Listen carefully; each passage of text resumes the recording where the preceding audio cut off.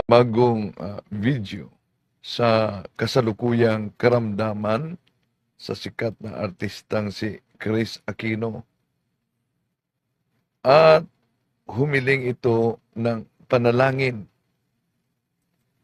Ayon sa mga dokumento na di umano ordinaryo ang kalagayan ngayon na karamdaman sa artistang si Chris Aquino. Lalong pumapayat at sabi niya, "This is my now. I wanted to see the pain and struggle so that you will continue to pray, and I have a lupus." Yun ang sabi niya at lagnat 2 linggo na. May nagsabi na nilapitan na din ni Chris Aquino ang mga dalubhasang doktor. Ngunit ang kanyang kalagayan ngayon ay patuloy pang nasa seryosong kondisyon. May nagsabi din matapos inilabas ang mga larawan niya na pati daw umano albularyo nilapitan na. At may tagasimbahan din na nagsabi na isinalalim na siya sa private exorcism o deliverance. Ngunit may di umano kayang gawin. Ano yun? Yung itakwil ang mga superstitious beliefs at iba pang mga occult practices. Totoo kaya to? Tatalakayin muna natin ito. Samahan niyo ako. Kasi kalingan, pag palaging inulit-ulit ay magmukha talaga ang katotohanan para sa ating mga kapatid na kulang ang kaalaman. Ang pagkadaya ay maranasan sa iba't ibang paraan. Pero napakasakit pag madaya tayo sa pananampalataya. Dahil nanganib pati ang ating kaluluwa. Viva Cristo Rey! Pro Dio et Ecclesia! Kumusta? Welcome sa ating mga suking taga-subaybay na nagsubaybay sa atin ngayon. Ito yung kapatid, Brother Wendell Talibong muli makasama ninyo sa pagkakataong ito bago tayo papasok sa punto por punto mga kapatid. Tatalakayin muna natin. May mga ilang katanungan kasi dito ang ating mga kapatid. No? Nung sinishare ko yung video ni Chris Aquino at bago dyan, happy birthday kay Father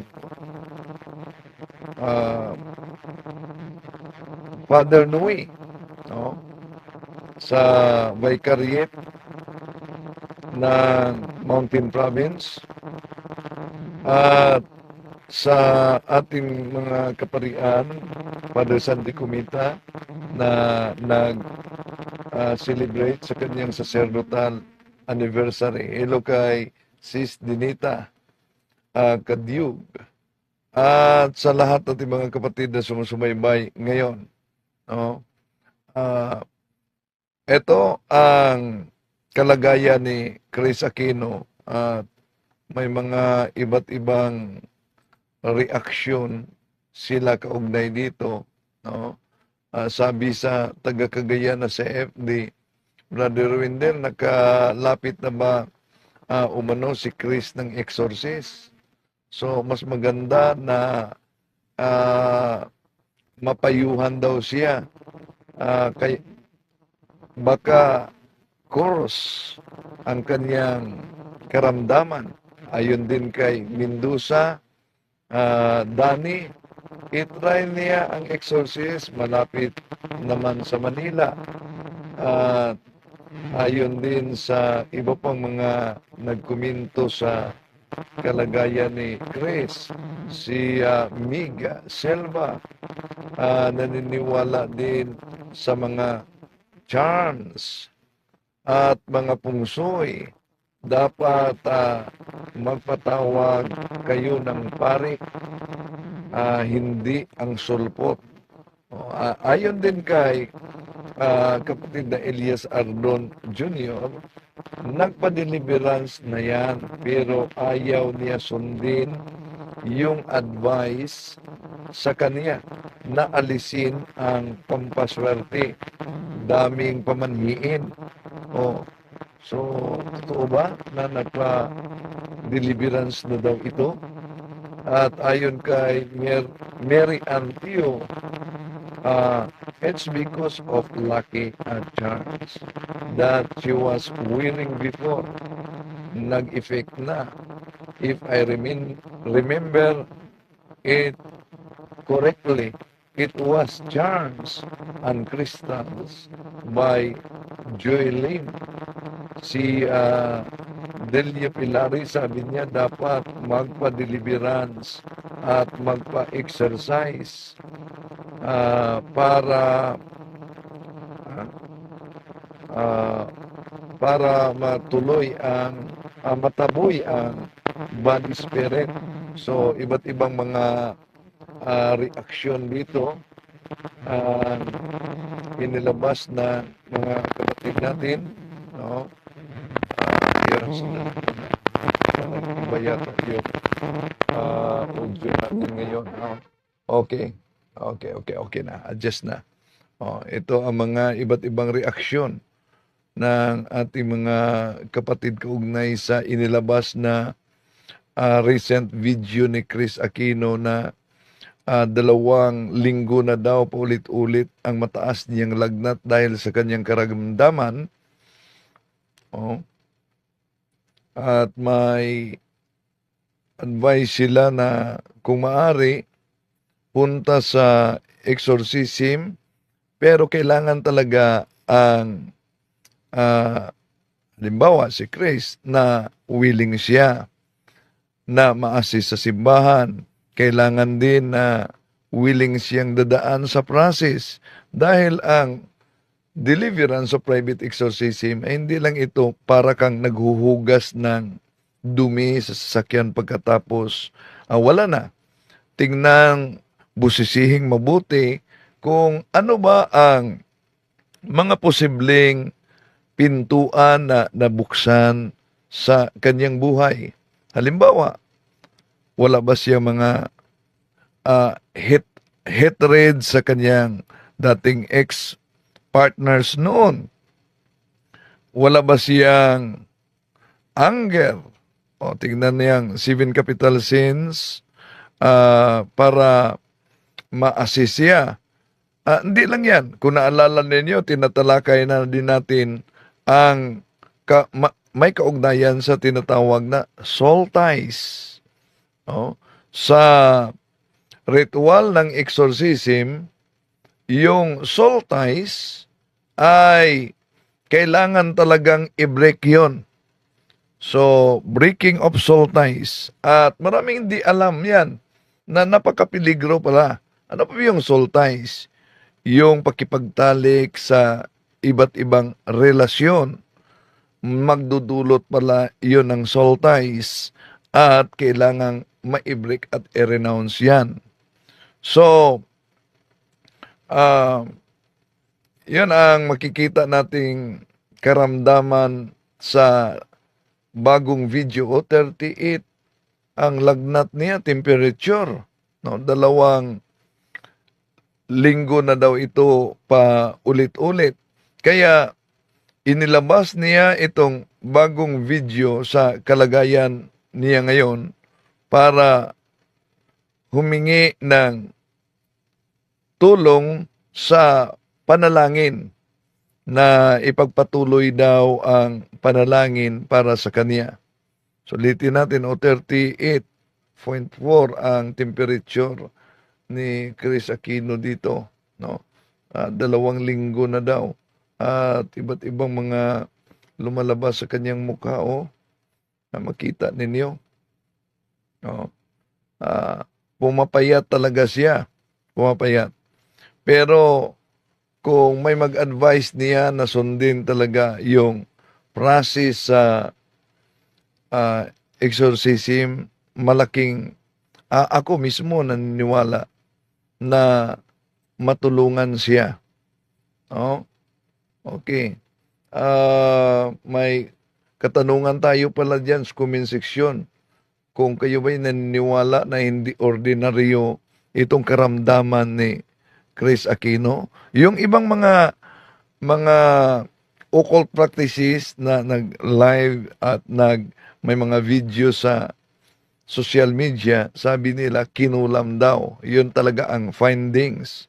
Pero sa Ministry of Liberation, dapat tingnan din ang posible mga entry points sa extraordinary demonic attack sa buhay ni Chris, no?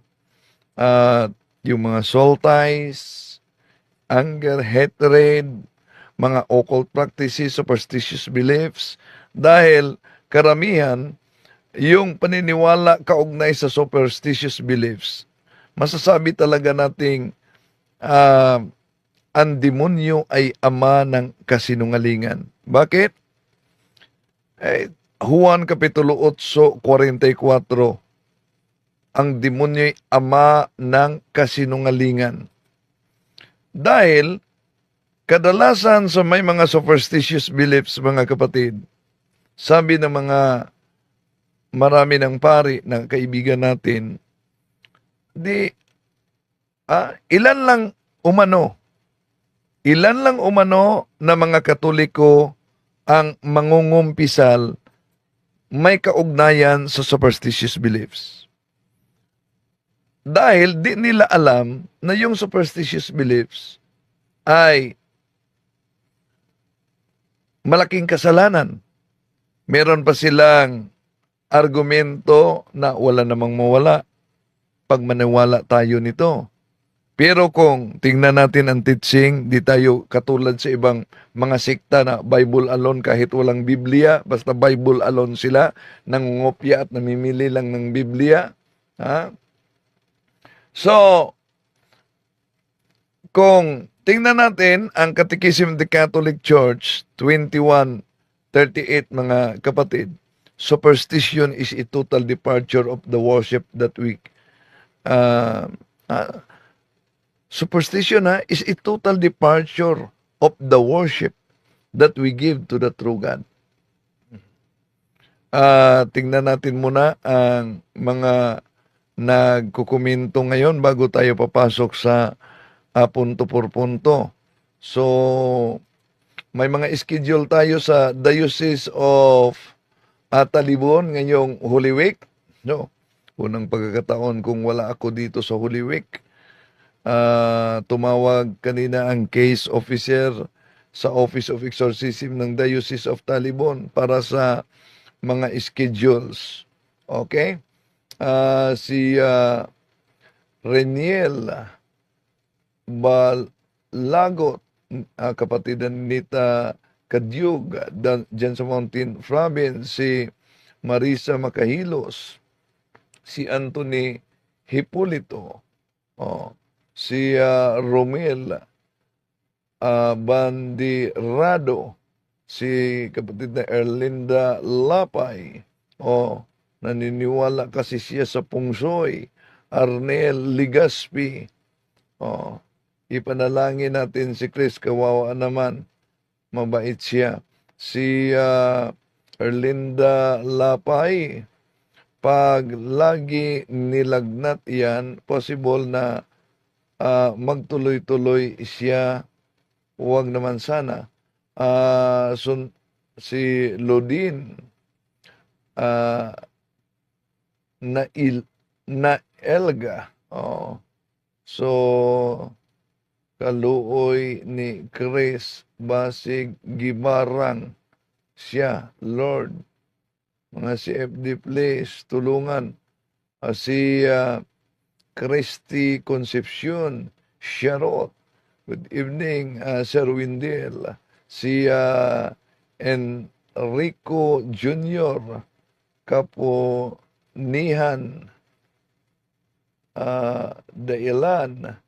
Ang daming relasyon ni Chris, iba't ibang boy, but God can make a way for her to survive.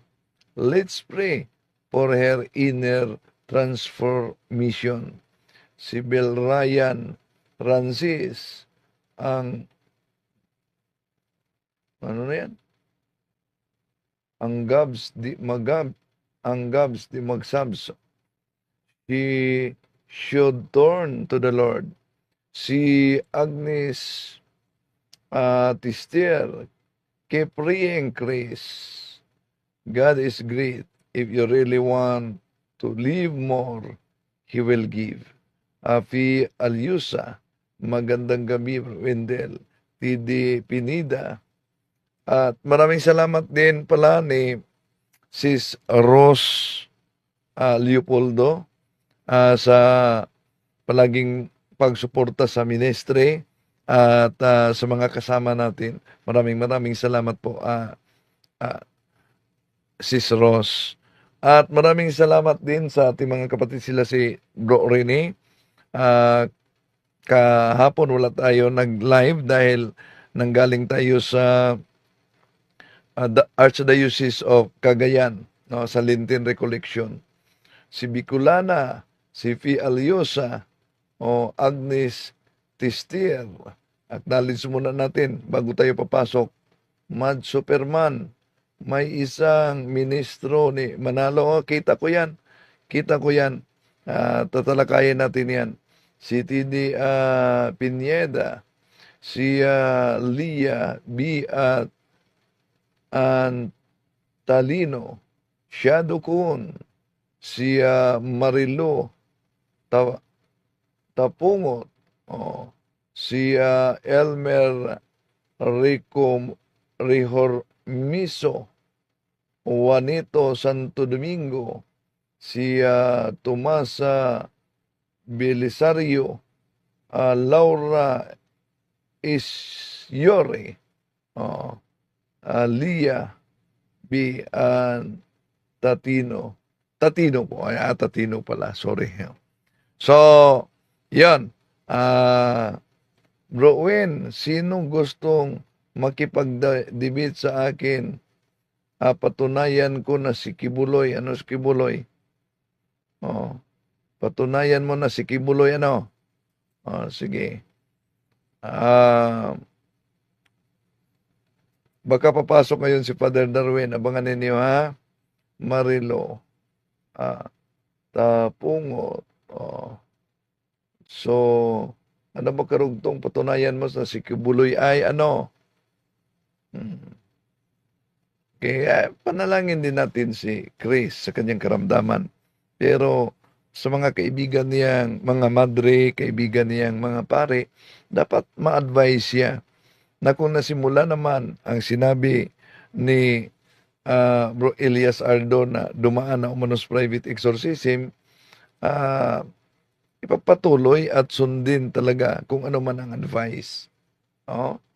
Wala naman talaga tayong makuha diyan sa mga superstitious beliefs at mga occult practices. Okay. Praying for Chris. BBM at PRRD. May they all be in good health. Bro Win, sinong gustong makipagdebate sa akin? Patunayan ko na si Kibuloy ang may-ari ng ating kaluluwa. Bakit meron ba siyang kontrata na siya talaga ang may-ari ng kaluluwa? Si Mad Superman, isa sa paborito kong artista, yan si Chris. May God bless her new health. So, panalangin din natin, mga kapatid. At sa mga kapatid natin diyan sa San Antonio de Padua, maraming salamat din, lalo na sa kanilang Paris praise, na nakasama natin. Sila si Bro Rene, sila si Bro Bibert, maraming salamat. So, To make his message known is our responsibility. So here we are to play stretch our lives to the